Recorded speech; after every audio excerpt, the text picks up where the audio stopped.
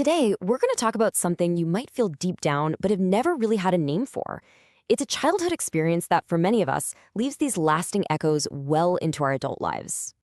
So let me ask you this. Have you ever had a moment where you finally have a chance to do nothing, to just relax, that you can't?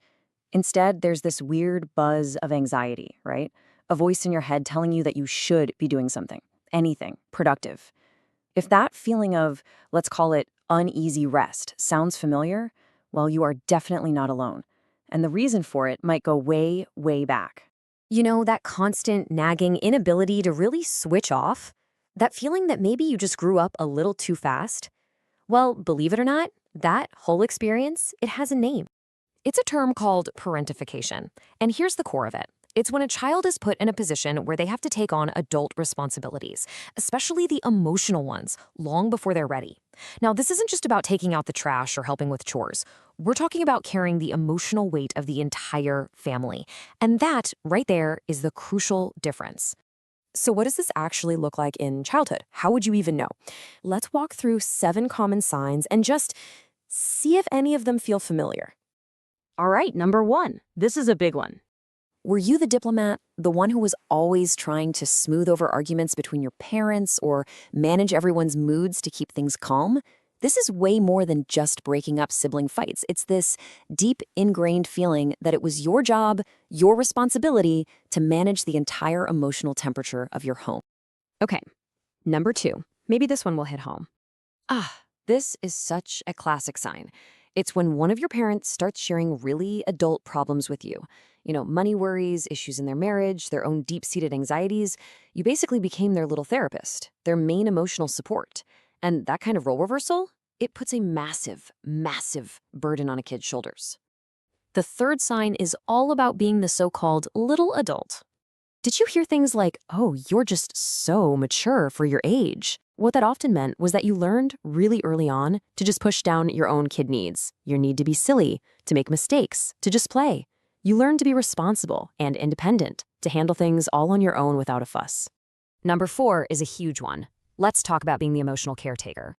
Again, this is so much more than just babysitting. This is when you felt truly responsible for other people's happiness. You learned to read their moods, to guess what they needed before they even asked for it. And usually that came at the cost of paying attention to your own feelings. Now, number 5 gets into the more practical side of things. So this is the physical side of parentification. We're not talking about simple chores here. We're talking about things like being in charge of cooking dinner for the whole family every night, or maybe even helping manage bills or coordinating really complex family schedules. These are tasks that are squarely in the adult playbook. All right, number 6. This one isn't about what you did, but about what you felt. It's this quiet, nagging feeling that if you didn't hold everything together, it would all just fall apart. You were carrying this heavy weight of responsibility that was never meant for you, feeling like you were the most capable person in the room, even when you were just a kid. And finally, number 7. This really boils down to a simple but telling question. Think about it. What did you get praised for growing up? Was it for being helpful, sensible, quiet, and mature?